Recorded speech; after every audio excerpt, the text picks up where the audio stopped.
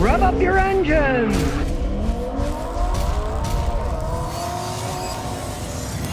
Today I'm going to talk about the Ram Promaster. It does say Ram, but actually it should say La Speronata, because it's a rebadged Fiat, and that's how they say Ram in Italian. It is not a Dodge Ram. It is a rebadged Fiat. Now you can see for work, it's a handy vehicle. This particular one is a leased vehicle for a business. And the guy says he loves the acceleration. He loves the space. They can fit all their stuff in it. And basically, it's like a Ford Transit van, maybe a little bit smaller. It does get 25 miles a gallon actual. That's what he gets driving it around. It's got a lot of points going for it. The Fiat Italian engine. It's a zippy little van. It's got 178 horsepower. And the driver just informed me that before this, he drove the Nissan 200 little transit van, and he said that was horrible. Couldn't get out of its own way. He likes the horsepower with it, but this engine has a big problem. What is this? It's an Italian engine. This four-cylinder engine has a lot of power. It's 2.4 liters, but it burns oil, and it's a brand new vehicle. It burns half a quart of oil every 4,000 miles. And they're telling them, hey, that's the normal. It's like most modern engines, there's the overuse of plastic, everything. The valve covers plastic. And interestingly enough, it's still old school. It's got a hydraulic power steering pump. They were too cheap to put electronic steering on it, so they're just using the old school stuff on it. Basically, it's a rebadged Fiat, but watch this. As we go to the door, as we see inside, this baby was made in Turkey. So if you think we're getting Ram tough, American made, you aren't. You're getting a Fiat that's made in Turkey.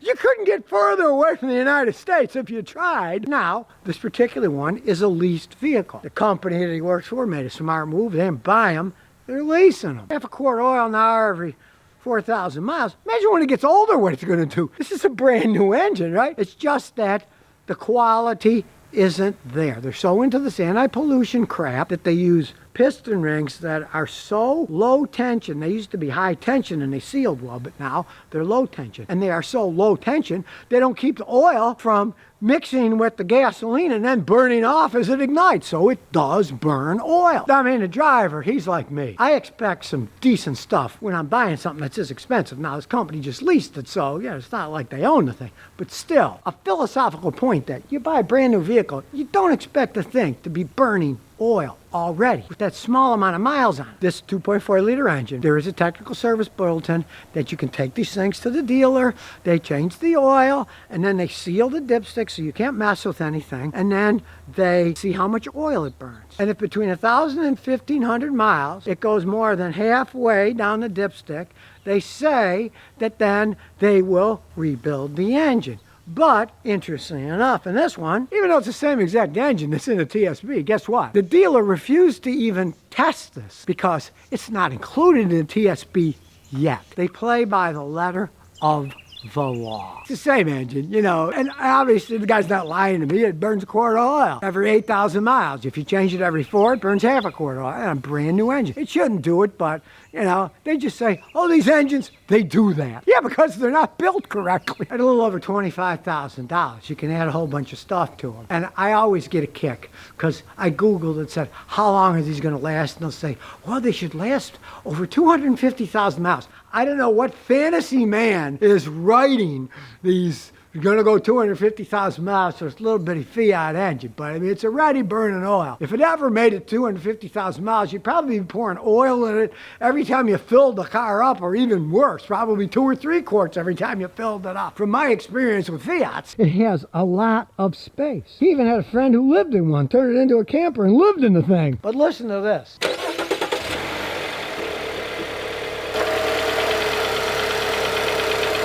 When you start it up, you can hear the valves clanging, clattering. Now, they've quieted down a little, but when he came pulling in here, I thought, oh gee, that thing must have a diesel engine in it. This isn't a diesel engine. This is a gasoline engine, although a very loud one. And I hate to be the one to explain something that is bad news, but when you hear noise, noise is friction. You don't want to hear noises from an engine. If it's making noises now, it's only going to get louder as it ages and other parts start to wear out. You can just tell by when it starts up, all that noise that it makes, that it's a cheaply built engine. There's no ifs, ands, or buts. Yeah, it's a low-priced van. There's no arguing that. but it's got low-priced engine in it too. It just doesn't have the quality. The oil burning shows it off right away, but that noise, that thing on startup makes more noise than my Celica that has 240,000 miles on it. And this thing's only got like 7,000 miles on it. It's like a Fiat 500. It's cute. It's got a lot of headroom. Heck, you'd be wearing a giant hat. It's not going to hit the ceiling. For carrying stuff, you know, it's pretty well designed. Now, I do have to say, the transmission shifts really nice because it's not Italian. So let's take it for a spin, see how it handles.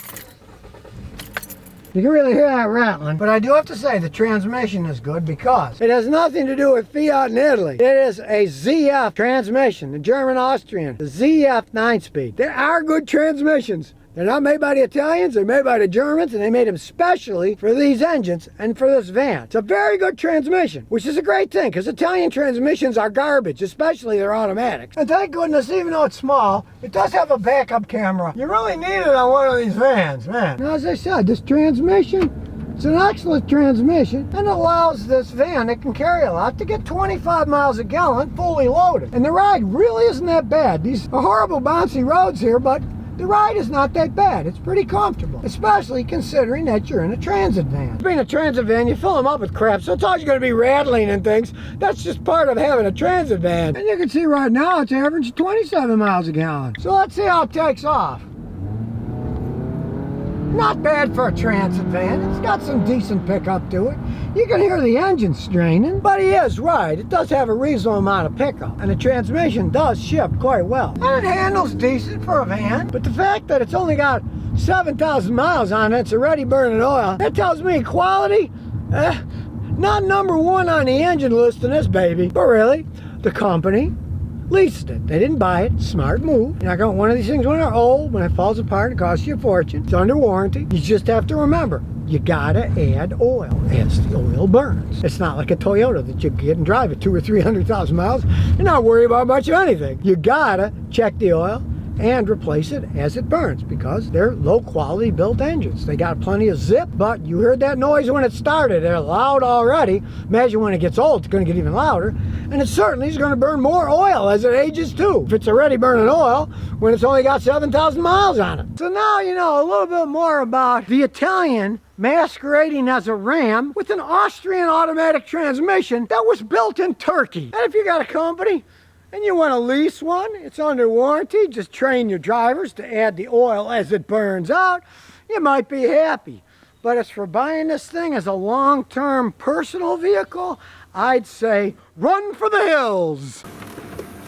And here's some bonus questions and answers. Well, GM's jumped on another bandwagon, this, zero emission stuff, which of course is a line of hoo-ha. They're using a company called Nucor's Econnect, which makes what they call a net zero steel. They claim that it's carbon neutral, but of course, we all know it's a line of baloney. They're using recycled scrap-based electric arc steel. They're getting the scrap and they're melting it down. And they're claiming that it's net zero carbon footprint. They say they're using renewable energy and recycled steel, but here's the clincher. It always breaks me up. There's always some BS involved in it. They're also using, and I quote, high-quality carbon offsets to neutralize production emissions. A new name for the same old scam that people are buying these carbon offsets, like Fiat in the United States, Fiat Chrysler. They were buying these carbon offsets. Good old Elon Musk and his electric cars, Tesla, right? Their carbon footprints were renewed because they're paying him money to buy his carbon offsets. It's all nonsense. They're polluting, but they buy something else and say, oh no, we're not really polluting, Come on now. That's the biggest scam. Another one with the lawyers and the politicians got together and say, oh, we'll pretend that it's carbon neutral now because they're buying carbon offsets. What a bunch of garbage. They're making steel. They're polluting the air. It doesn't make any difference. And then they're saying,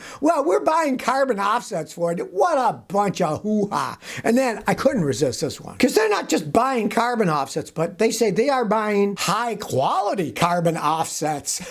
That's just too much. The baloney that people are trying to pull on the American public, it's just too much. And anybody falls for this stuff, it's just ridiculous. Absolutely ridiculous. But there they go, They pretend it's zero carbon. Come on, they're making steel. They're polluting. There's no ifs, ands, or buts about it. Just say, hey, we're making steel and we're recycling some, try to make it better. But don't say it's zero carbon. It's a bunch of nonsense. Talk about double speak. It's GM at their best.